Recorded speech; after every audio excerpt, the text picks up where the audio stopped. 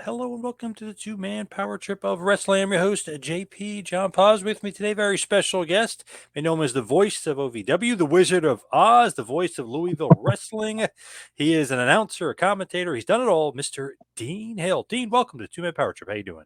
Thank you for deeming me worthy of this. This is great to have you on. I mean, obviously, OVW's kind of been in the news big time lately, and you're kind of the OG, really, of OVW. Oddly enough, when I found out that they were going to, I think it's Netflix wrestlers, I was so thrilled for all the guys that have been there for years and years.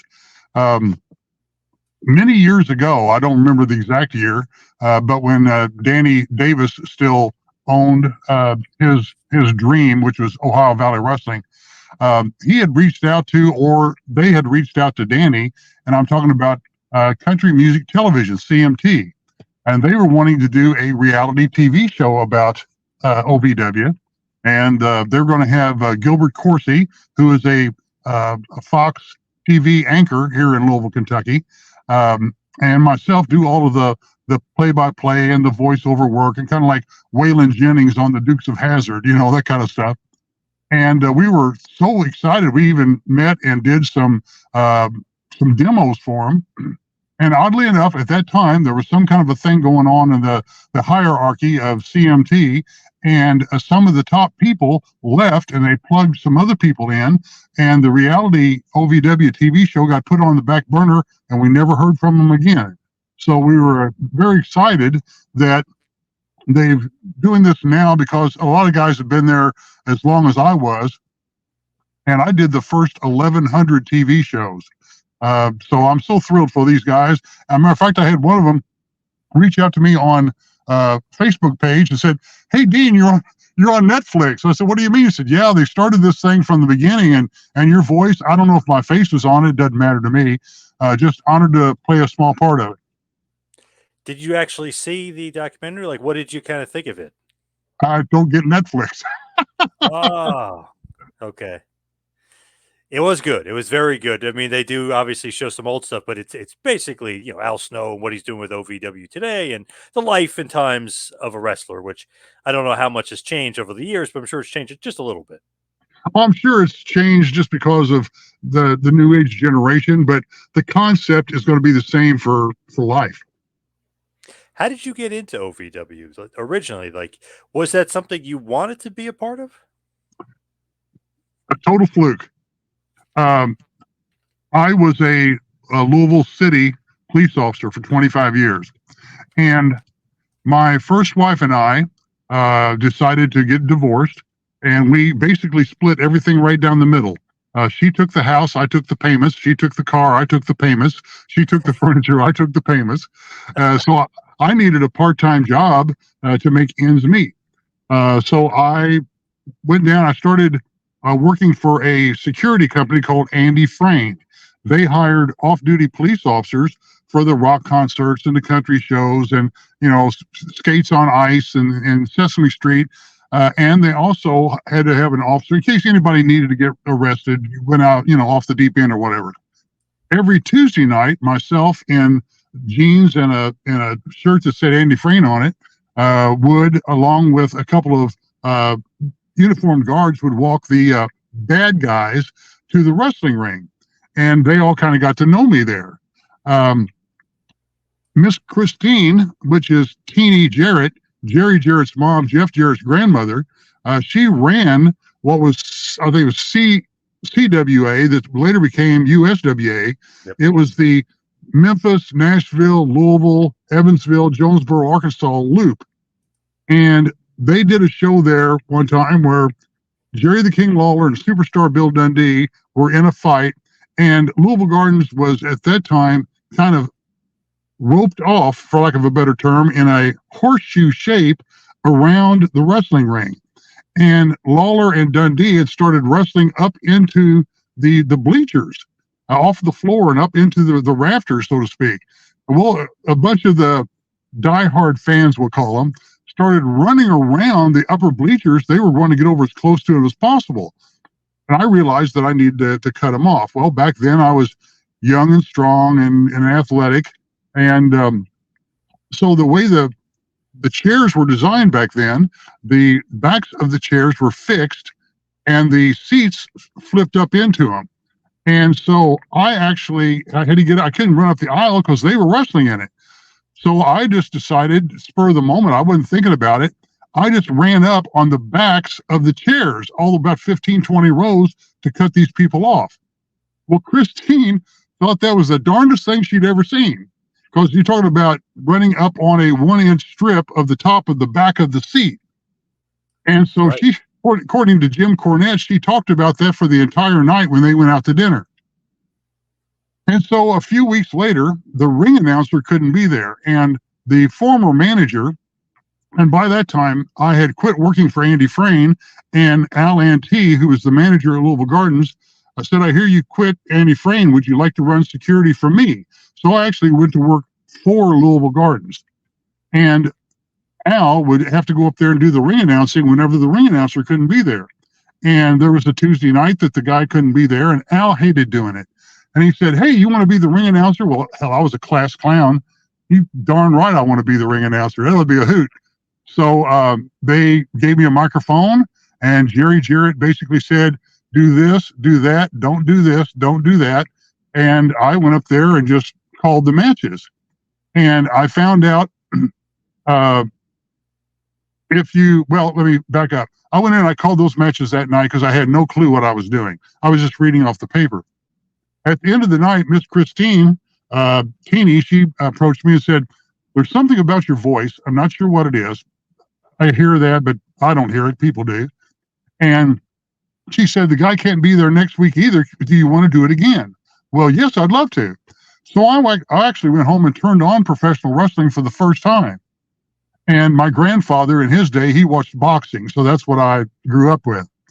So I found out that all you really need to do is lower your voice just a little bit and put in a little bit of from the Lower East Side of parts unknown, Louisiana, 275 pounds he is.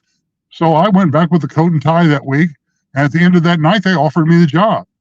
And so every Tuesday night from then I started in August of 1988. I always say that September 1st is my anniversary because I could never remember what date it actually was. And I did that until USWA folded, which was in the mid-90s. Danny Davis had decided he wanted to get off the road and want to start a training center.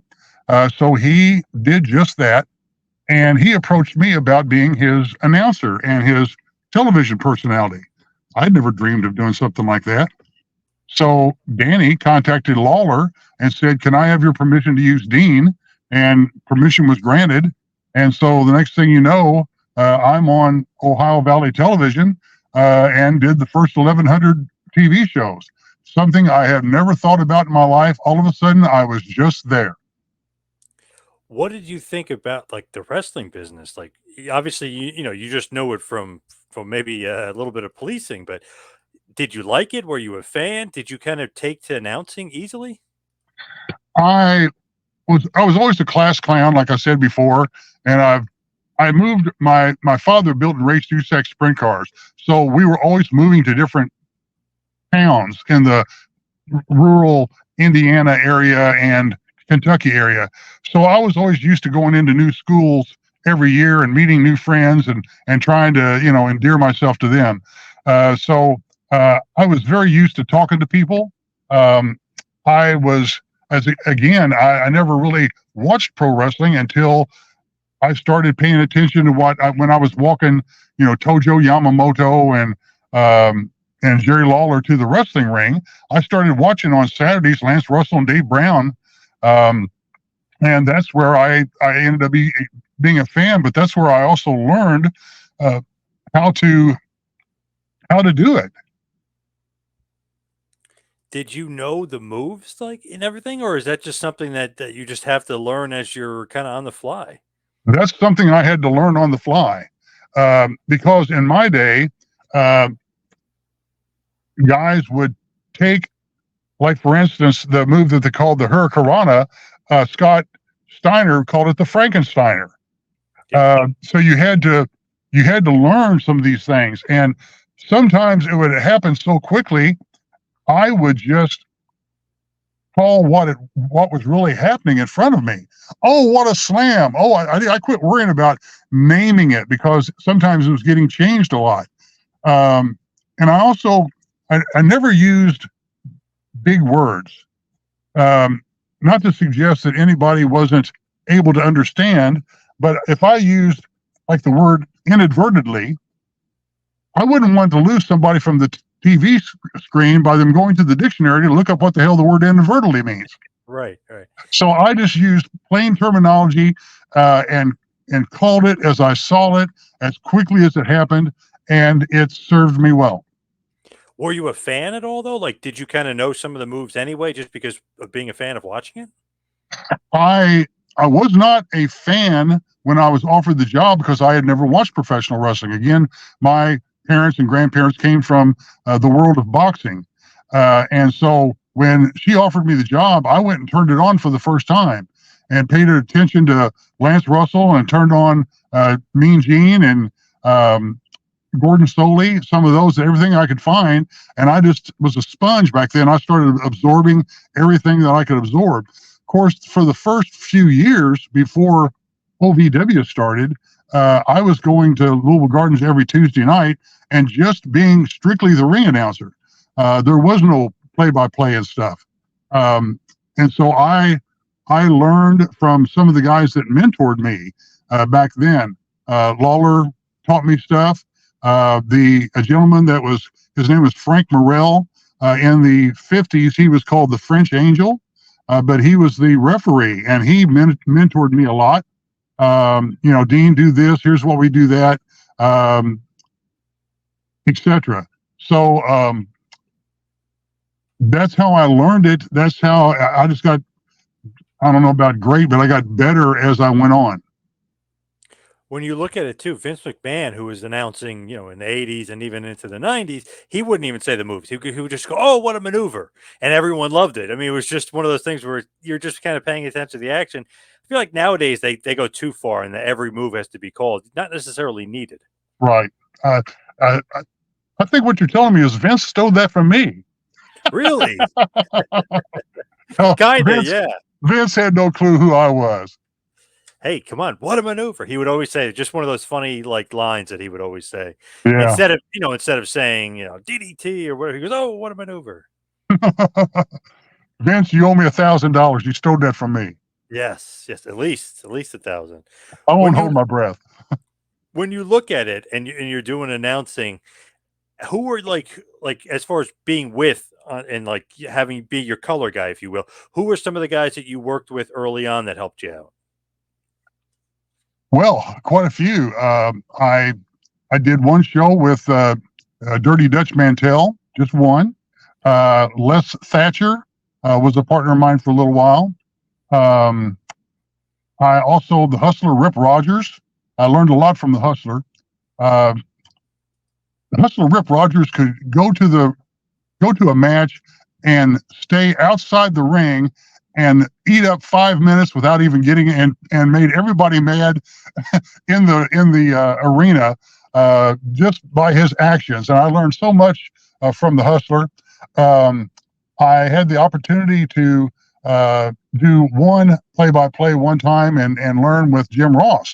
They were just up here just to see everybody. That's back when Cena was the prototype and Batista was Leviathan and Brock Lesnar was a puppy and Randy Orton and all that stuff. I also Bill Watts one time and Al Snow for a period of time, and probably the biggest thing I learned was from Jim Cornette. Jim could talk for 10 minutes, 15 minutes, and never say the same thing twice and keep you on the edge of your seat. I would get in every once in a while whenever he needed a sip of his Sprite. What did you think about Jim? Did you like him? Did you guys get along well? Oh, we got along very well. When I was working down there as a police officer, Jim was a 15-year-old kid with his camera at ringside taking pictures. And his mother and Miss Jarrett were great friends. And they would sell his pictures at the photo table. So that's how Jim kind of got noticed into the business. And one thing led to another, and he ended up, becoming a big star and going to the WWE. When you look at some of the things that go on with Cornette nowadays, do you pay attention to that, like his podcast and everything? Because I mean, he's one of the most popular podcasts out there. I hear that he does. I don't follow a lot of podcasts unless I get the opportunity to be on one. Yes. But I hear that Jimmy's doing that, and I'll hear every once in a while that he mentions me, and I appreciate it. I'm not completely retired. I do a lot of other things, got a lot of other irons in the fire. So I mean, no disrespect by it, but I don't follow a lot of podcasts. Were you ever the owner of OVW? That's the question. Were you ever truly the owner? If I told you that, I'd have to kill you. That was a big rumor. I remember that you may have been one of the owners at one point. It was so well done that even some of the wrestlers thought I was. Wow, really? So you had them fooled? Yeah, that's awesome. That's awesome. That's when you truly know you've got them. When even the guys in the locker room are like, "Wait a second, is this real? What's going on here?" Yeah, there was a time where for many years I wore glasses and I had a handlebar mustache for 38 years. And there was a day where Jim Cornette's wife, Sin, always wanted to cut my mustache off, but they could never figure out a way to make any kind of a storyline behind it.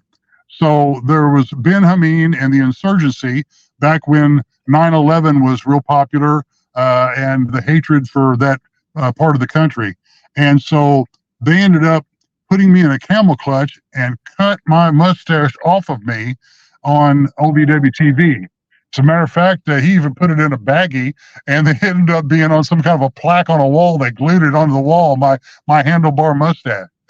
And from that, there became such hatred that the crowd, Danny came out and fired him, and the crowd was so excited that they finally fired him. And then I came out and was so upset that if you fire him, I'll never be able to get my hands on him again. And so within about 5 minutes, the crowd asked them to be rehired. Yes, love it. Now, Ben, obviously, a great guy, a great gimmick as well. You actually did wrestle him, right? Because of that, we did a tag team. I think Turk, I forget Turk's last name. I apologize, my friend.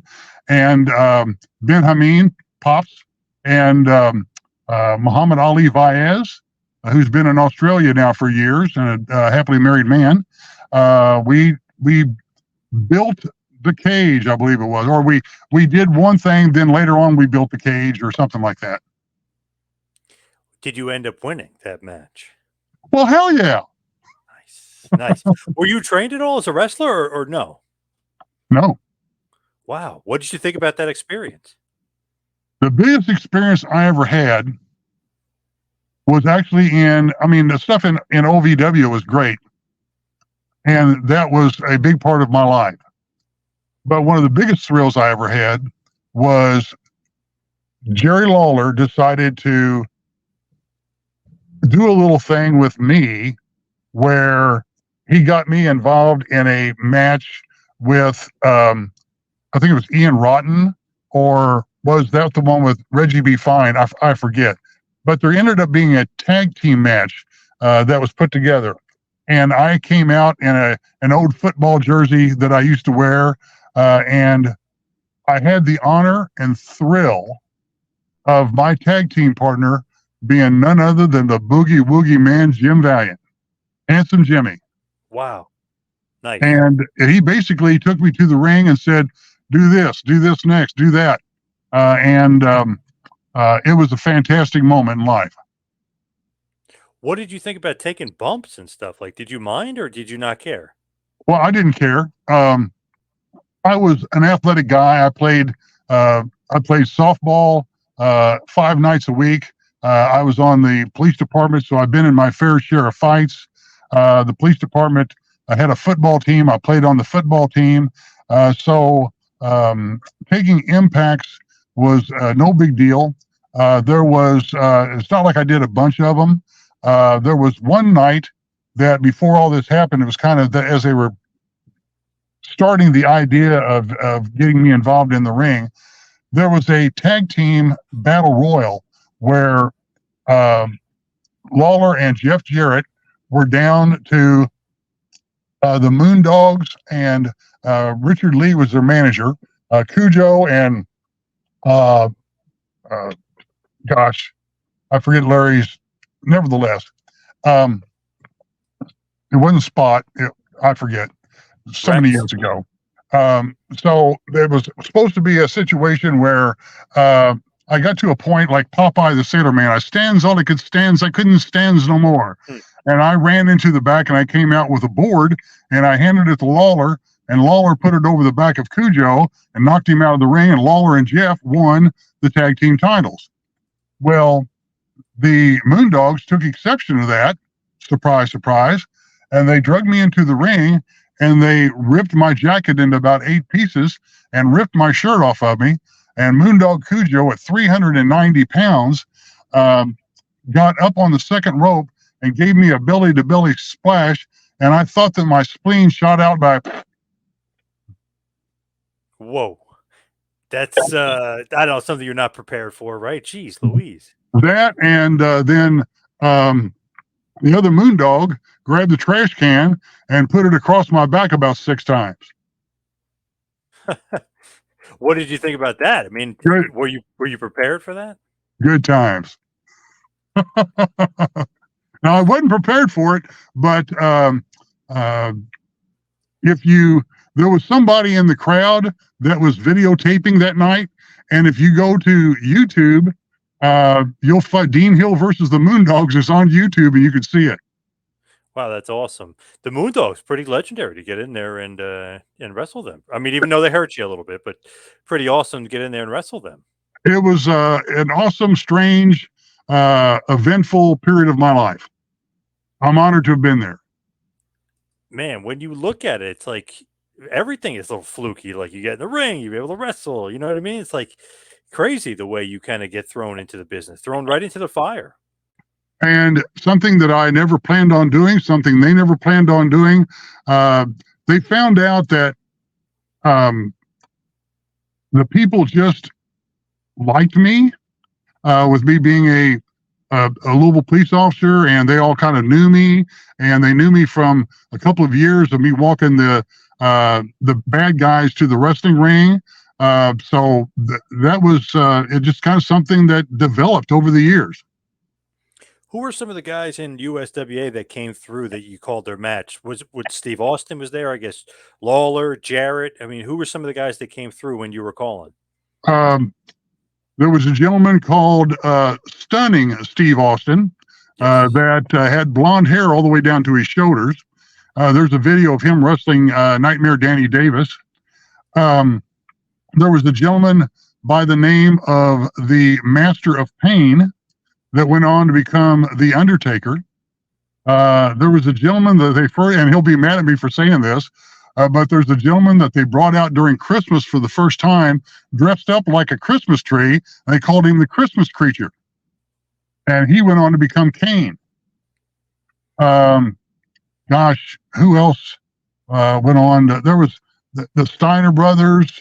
There was a ton of people that, anybody that was big time went on to the next level. And OVW, it was the prototype was John Cena. Leviathan was Dave Batista. Brock Lesnar, first time there. Randy Orton, Shelton Benjamin, Rico Constantino. There was, and Rico Constantino won. Oh gosh, I was going to try to think of it was a TV show where you had to, it was almost like Ninja nowadays, but it was called something different back then. And he was actually the winner of that show one year and ended up getting into professional wrestling. American Gladiators, wasn't Yeah, it? that's it. Exactly. Good memory. When you look at it, there's so many guys that came through OVW that ended up in WWE that became, the legends of the business. It's insane, all the guys that came through OVW. Well, and part of that was due to Jim Cornette. When his mother was at the age where Jim wanted to be closer to her, he decided to leave Connecticut and moved back home here in the Louisville area to be closer to mom. And he reached out to Johnny Laurinaitis, Johnny Ace, Yep. and Jim Ross. And because of Jim's connection with them, we ended up becoming the training center for the WWF that became the WWE. And I pulled into our back lot one day, and three guys walked over to me and shook my hand. And it was Cena and Brock Lesnar and Shelton Benjamin. Wow. It's just crazy to think of, like, you know what I mean? To have that and be like, okay, this is a place where a few guys came out of and they did this. Is like, no, this is where like a ton of guys came out and became huge names. It was like the perfect training center. You could say perfect timing or whatever it is. I mean, just the perfect spot. It's sometimes things happen for a reason. And Danny Davis, this wasn't a fluke for Danny, because Danny knew his stuff. He trained these guys. He saved a couple of people's careers. There was a gentleman that was sent to us because WWE thought that he had lost his perspective, started taking things for granted. And the first time they sent him to us, we were at a little bitty gymnasium in Louisville called St. Therese Gym on East Kentucky, as I recall.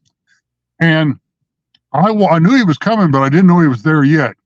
And so I walk in, and he's standing with his back against the wall at the end of this gym. In front of him were these two 7-year-old boys looking straight up at him, and one of them said, "Why are you here?" And his head fell down, and he turned and he walked up the steps, which was very near us, and I ended up walking up the steps behind him. He walked in, and he sat down in front of Danny and said, "Just kill me now." And Danny Davis cut about a 5 to 10 minute promo on him about, if I had your size, you know what kind of a star I could be. If I had this, if I had your ability to do that, have you any clue how much money I could make in this business? And it actually shook him a little bit. And between that and the fact that they had him do some other humbling things, it turned him around. He started taking his career more serious. He got back in the WWE and became even more famous in the years to come. Would that be the Big Show? He actually, oddly enough, he just returned to OVW of all things recently. He did commentary for them, oddly enough. So, you know, he was giving back to the place that helped him out in his career for sure. Oh yeah, I've not caught him doing that, but I'm sure he was good at it. Pretty crazy to think, like, obviously he's in AEW now, but it's like, okay, I'm going to make a little pit stop here and, see what OVW's been up to. And obviously, I mean, they were a big part of kind of rebuilding him and repackaging him and getting him off. So not only do they build stars, they can repackage guys as well and help them, get back to the WWE too. They sent him to us for a while, not for the same reason, but they sent Mark Henry to us for a while. He was a great guy. And of course, a lot of the guys that started off with us that went on to the next level, I'm so proud for their careers. And even if a guy gets injured or kind of rehabbing, they'll send him down there, get some work and just get back in the swing of things, or they used to do that. And then the guy would come back. Yes. Yes. I can't think of anybody off the top of my head, but yes, there was situations like that. There's even other guys that were there: CM Punk, Cody Rhodes, The Miz. I mean, there's even other huge names that are still, killing it in the business today that came from OVW. So it seems like that was like the breeding ground back in the 2000s. It was, and again, it was because of the connection of Jim Cornette through the WWE and them having so much confidence in Danny Davis. They knew what Danny could do, and he performed and made a lot of those guys' career. Got to mention, you did call a guy an asshole, though, right? I mean, is that the most famous promo in OVW? Or an a-hole, excuse me. There's a gentleman that is like Cornette. He could speak for 20 minutes, never say the same thing twice, and keep you on the edge of your seat. His name was Paul Heyman. Hmm. And Paul was with us at the time, and he said, do you have any problem dropping the F-bomb? And I said, well, you got to understand, I ride downtown in the inner city. Sometimes that's part of asking for your driver's license. And so he said, well, I want you to do this and that with Johnny Jeter. And at the end of it, I want you to drop the F-bomb. And I said, are you sure? And Danny was just sweating bullets at the time. And so I did basically what they wanted. I called him an asshole because he was in this little thing where he was disrespecting Matt Capitelli, God rest his soul. And so I called him an asshole, as I was asked to do, and I walked off, and I basically flipped him off and said, F you. And I realized that wasn't enough. And I turned around, pardon me, I turned around, I walked back up to him, and I planted the big "You are number one." And I said, big and bold, and that's the best way to put it, big and bold.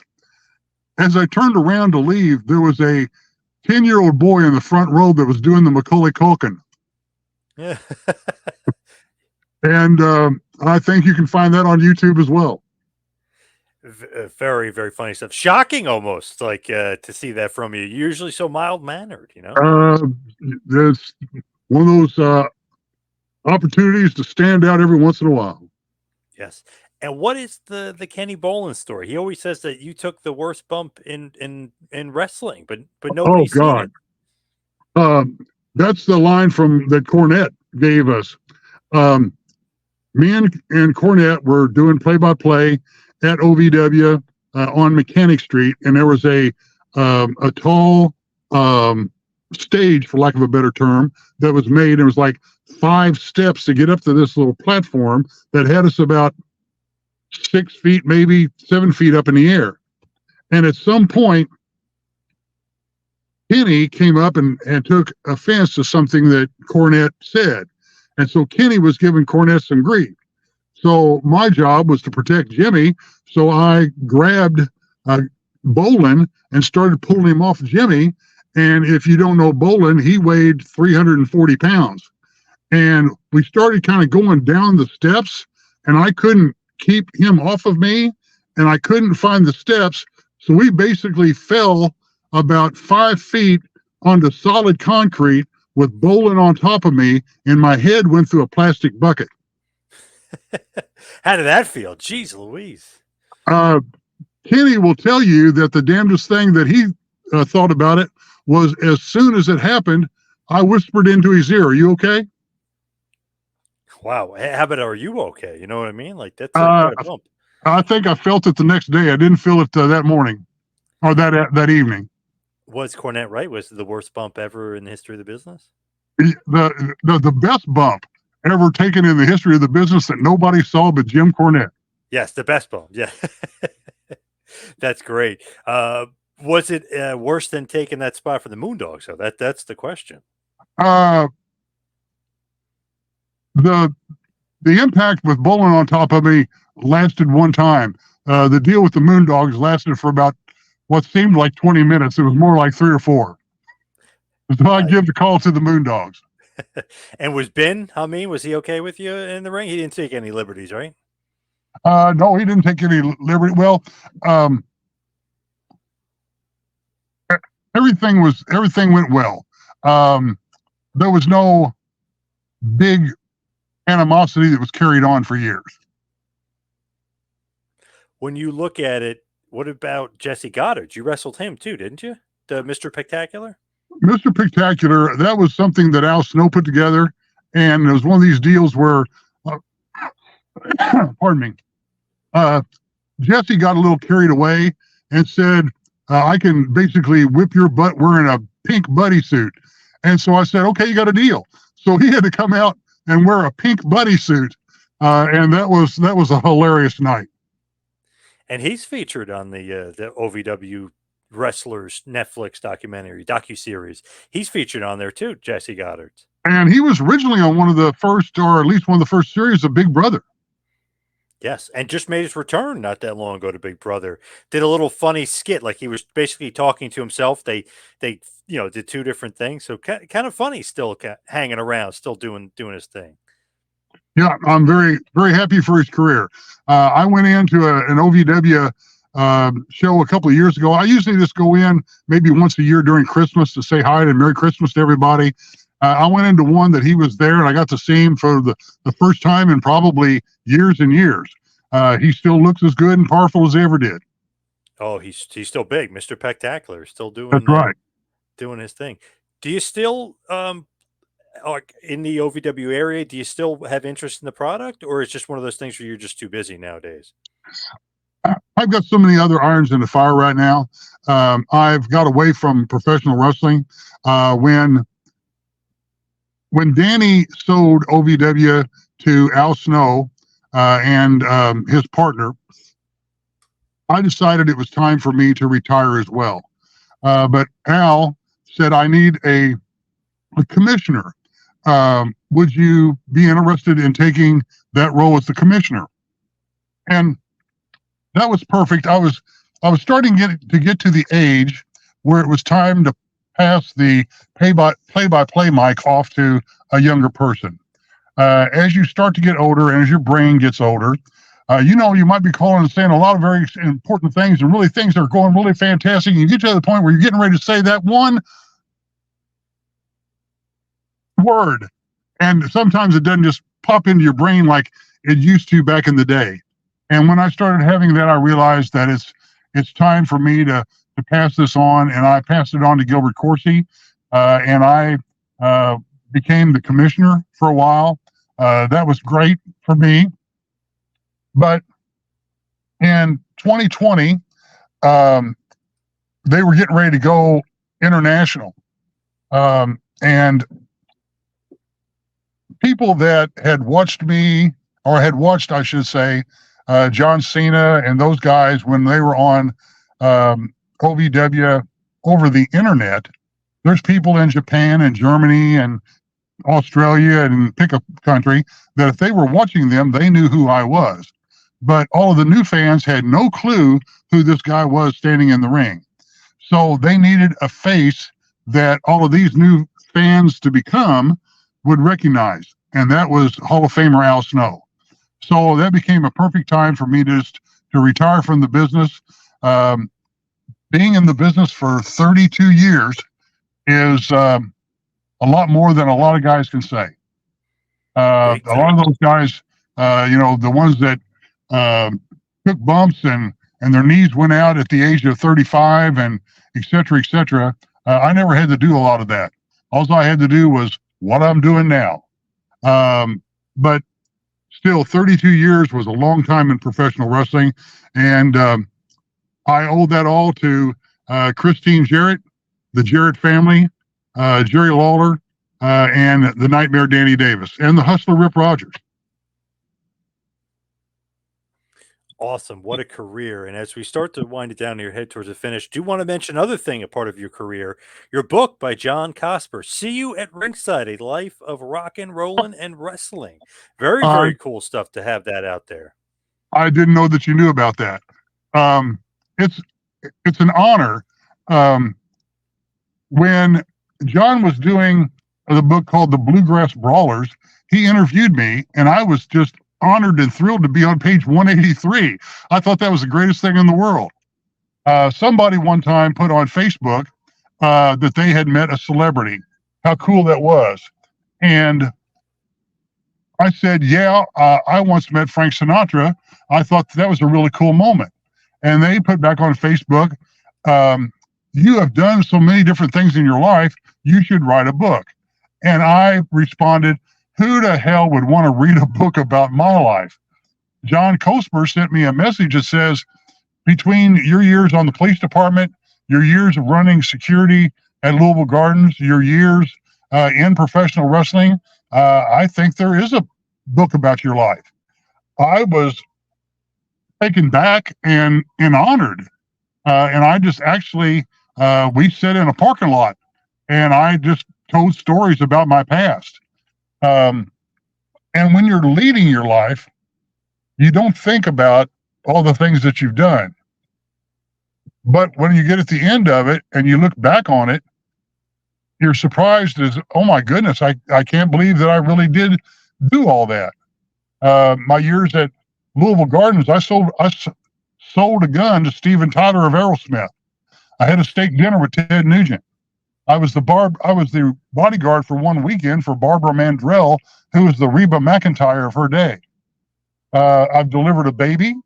I've been sideways in the Grinstead Tunnel here in Louisville at 90 miles an hour. I've been on top of the Kennedy Bridge, trying to talk a guy out of committing suicide. And all the people that I've met in professional wrestling, and I'll tell you a real quick story. I'm running security for a gentleman that at Louisville Gardens, you came there if you were on your way up the ladder or on your way down the ladder, as far as celebrity being famous. This guy was on his way up.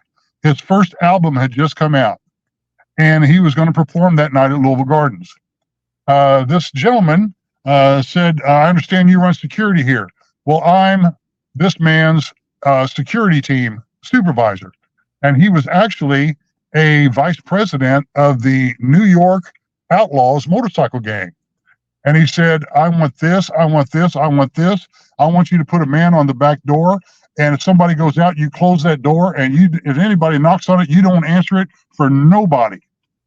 So I said, sure. So I put a little 16-year-old usher back there. All you had to do was close the door when whoever went out.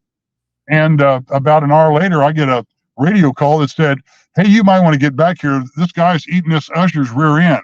So I run back there, and he's tearing this poor 16-year-old kid who's shaking him a new rear end. And I put my hand in the chest of the 16-year-old and moved him out of the way.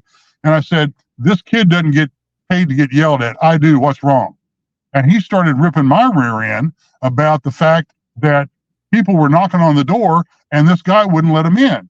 And I said, are you done? He said, yeah. So I started ripping his butt about the fact that this is what you told me to do. You told us to be just like this. Don't you dare, rip this kid's butt. He did exactly what you told him to do. Well, this artist, his producer was about 10 feet away. And the producer came over and stood over by us and said, this guy's first name, I forget what it was. And he said, this officer's right. They are doing exactly what you told them to do. Nothing else. This is your fault. And if you ever screw up like that again, you're fired. So this artist is standing in the alley with his guitar behind Louisville Gardens and couldn't get into the door of his own concert. And his name was Prince. Whoa! Oh my God! Wow! I was gonna say I don't know if I'm gonna be able to figure who this guy is. Oh my God, Prince! Wow, that's pretty crazy. Yeah, hell of a guitar player. Smaller than I thought he was, but an amazing musician. Interesting. I just found out his real first name is Prince. I always thought that was just a gimmick name, but that's his real first name. Oh, learn something new every day. Yeah. I had no idea. Right, but that's amazing though. Like the stories you get, like who knows if this guy's going to become anything? It's like holy crap, you know what I mean? Like wow, what a life, what a story. Another real quick one, because I know that you're getting ready to tie up, but I'm standing on stage with a couple of people, and this gentleman is playing the piano and he's doing his sound check, and he's doing all the notes, and there's two or three of us that are standing off to one side just watching him in amazement. And at one point, let's see, can I say this without saying who he was? No, I can't. It was Ray Charles. Whoa. And at one point, he's playing it, and he hits a bad note. And when he hits the bad note, he leans up, and he takes his glasses, and he raises them up and looks down at the piano. And puts his glasses back down. We lost it. And he looks over at us and says, that gets him every time. Wow, Ray Charles too. Wow, it's amazing. Anybody else? Toby Keith coming through there? Who else have you? Oh, it was Toby Keith was 7 years old. From that generation, Oh yeah, everybody, true. He'd be way too young. What am I talking yeah, about? Yeah. Oh my God. Yeah.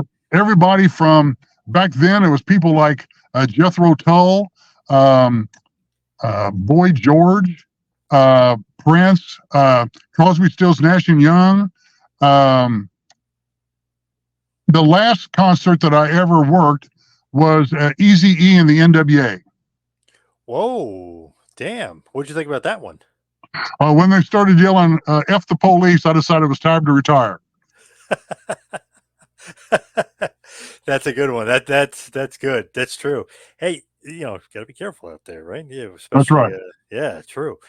When you look back at your wrestling career, and obviously, we're talking about the book too. Everyone should go to go eatsleepwrestle.com and get that book. But when you look at it, is it one of those things where you're like, man, I wish I would almost like got into it earlier, or is it just perfect timing? Everything happened perfectly. Everything in my life has just been timing. Uh, People have knocked on doors, and I've been smart enough to open them. Or a door was open, I've been just smart enough to walk through it. I didn't realize I was being smart at the time. I was just doing something that I thought would be a cool thing to do. Um, I My dad was a musician. My dad's entire side of the family were musicians. So I played. I haven't played for years, but I played 3 instruments. The police department had an anti-drug rock and roll band here in Louisville called Street Heat. I played in that for 7 years. I played in the clubs for many years. I've just been very blessed to have done a lot of things that turned out to be pretty cool. Nothing I intended to do. Right. Maybe that even makes it kind of cooler because it's like I didn't really intend to be, in the wrestling business or do this or do that, but just how it just ends up happening is maybe makes it even cooler. Yes, but you don't realize it at the time. But when you look back at somebody like John saying, "Here, look at this," and all these, because it starts off from when I was a kid and how I grew up in Southern Indiana, and we were poor, but we didn't know we were poor. Um, Actually, we thought we were in pretty good shape back then. My dad's father, my uncle Jude, Jude and Talitha Hill. Grandpa Jude had a moonshine still underneath of the house, and they ran liquor on the weekends. Wow, damn. What As a interesting life. Jeez.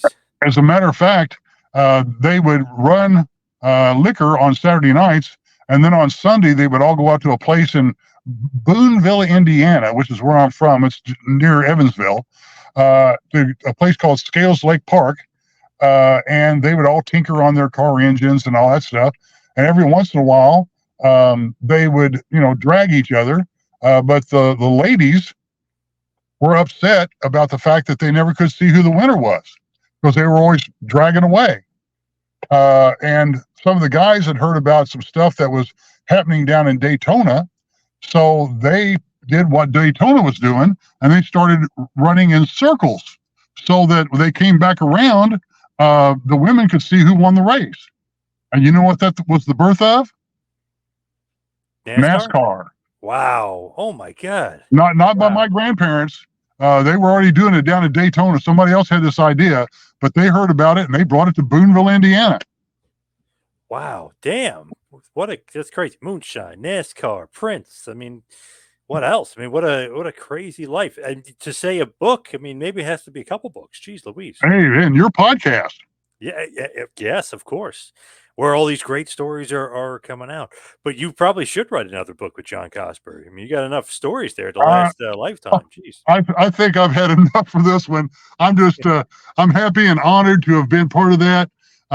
If anybody wants to read about it, it's truly my honor. But I think one pretty much covered everything. When you look at what's next, what is next? Anything wrestling related, or I know you said you got a million things going on, but anything wrestling related? No, I've walked away from wrestling completely. I'm retired now, but I still do 3 things. during the day just to have something to do. I'm a driver for Enterprise car rental. They'll Enterprise, you owe me $1,000 for that plug. Yes. I entertain in senior living homes. I'm honored and blessed to be in 22 different senior homes. I put together a little make-believe radio station called WYOU Radio, taking you back in time. And I go in and I pretend as though I'm a radio station DJ, and I entertain the seniors. And when I get 85-year-old women that get up and dance, that's the best thing in the world. Then I've been honored and blessed to have been brought into the wedding business. I work at a very large wedding venue in southern Indiana called Lakeside Reflections, where I'm the MC and a coordinator. I also do some DJ work for them. And if need be, I'm the guy that says, "Dearly beloved and honored guests, we are gathered here today." Wow. Awesome. Keeping very, very busy. Yeah, I'm like my mom. My mom worked until she was 87, just part-time, but she worked until she was 87. So I'll continue to always have something to do. There's only so much TV you can watch every day. True. Very true. Where can everybody find you and see you and if you want, social media wise? Well, if you just look up Dean Hill on Facebook, that's the only thing I'm on media-wise. I don't Instagram, Twitter, all that stuff kind of got crazy after a while. But I use Facebook to promote myself in the wedding business, and every once in a while show a video of WYOU Radio, and keep up with what my grandkids are doing. Nice. And of course, eatsleepwrestle.com. Check out John Cosper and John Cosper Books for your great book, See You at Ringside. So just want to plug that out there as well for you. And I got an opportunity back in, gosh, when it was this year, a real big time movie producer and director came to Louisville. They were filming a movie about Mildred Burke, who they called Millie, who was one of the first really big female wrestlers that emerged nationally back in the 50s. And they decided to come to Louisville, Kentucky to film it. Jim Cornette's in it. He's a commissioner. Martin Cove, I believe it is, who was for lack of a better term, the bad guy on The Karate Kid as opposed to Mr. Miyagi. Yes. Yep. I got to be on that movie with them. They used me as the ring announcer from Atlanta, Georgia. And the cool thing was, the end of the movie, the last real words that you hear, I get to say. So it's going to be coming out sometime. I don't know when, but with the strike that they had, may have pushed it back some. But it's going to be called Millie, and my honor to be a part of it. And the gentleman who was the director and the producer of this, first name was Ash. I forget his last name. I apologize, sir. Don't cut me from the movie because I don't remember your last name. But his dad was a very famous director and producer, and actually brought us the movies The Karate Kid and, drumroll, Rocky. Ooh, nice. Wow, good stuff there. Very cool, man. Your life just gets more and more interesting each minute. Damn, it's crazy.